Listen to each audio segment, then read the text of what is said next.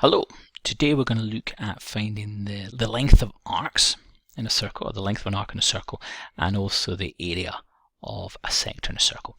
Now before we do that, we're just going to do a little bit of revision of the circle formula. So if you want to find the circumference, or the length, all the way around the outside of the circle, or the perimeter of the circle would be a good term for it, circumference, that equals pi, the number pi, so 3.14, etc., etc., multiplied by the diameter. And remember, the diameter is from one point of the circle to the other point of the circle through the center. So C equals pi d.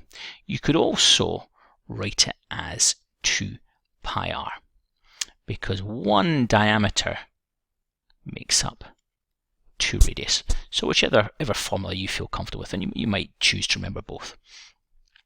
If you want to find the area of the circle, so all this space inside here, we use this formula. A equals pi multiplied by the radius squared. So A equals pi r squared. Right, those formulas we've just tackled, they're going to help us here. So first example we're going to find out the arc length from P to Q. So what's the length from P to Q? Now an arc is just part of the circumference. So that's an arc there. Also that is a bigger arc there. But we're going to find this small arc, we call it a minor arc, PQ. So it's made up of part of the circumference. So how do we know how much of the circumference this arc takes up? Well, this little angle is going to help us.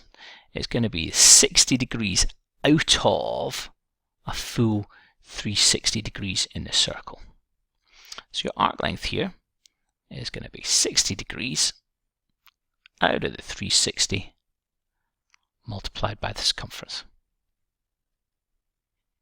So pi d.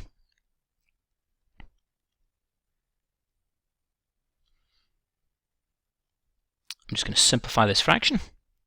So 60 into 60 goes once, 60 into 360 goes 6 times. So that's a sixth multiplied by pi. And then the diameter in this case, well, we've got, what have we got? We've got the radius. The radius is 9, therefore the diameter must be twice that. It must be 18. Now I'm going to leave this answer in terms of pi, but you can choose to use the pi button on your calculator and calculate it as a decimal if you wish. So 1/6 of 18, that's 3, and multiplied by pi. So 3 pi. So the arc length here is 3 pi units. We don't have any centimeters or anything, so we're just going to call it units.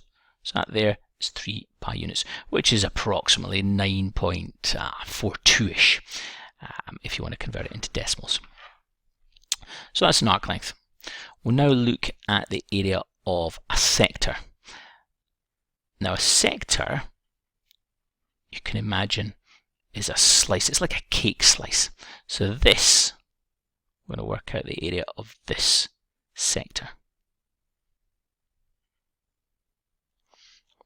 Now some of you sometimes get a little bit mixed up between the definition of a sector and a segment. A segment is a part of a circle, like that, where one side is a chord. A sector, 2 sides are radii. But I would just say think of a sector as a slice of cake.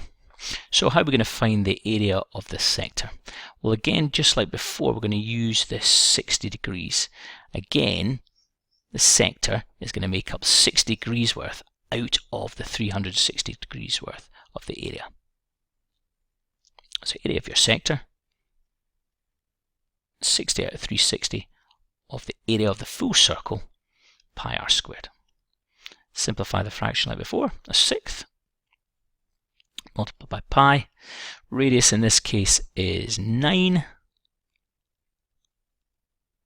so it's 9 squared. 9 squared, 81. I'll just combine those two. A 6 of 81. That's not exact, so I'll just leave it as 81 over 6, and then multiplied by pi. Again, if you want to add a decimal, you can just plug that into your calculator. So the area of this sector, or this cake slice, is 81 divided by 6 pi.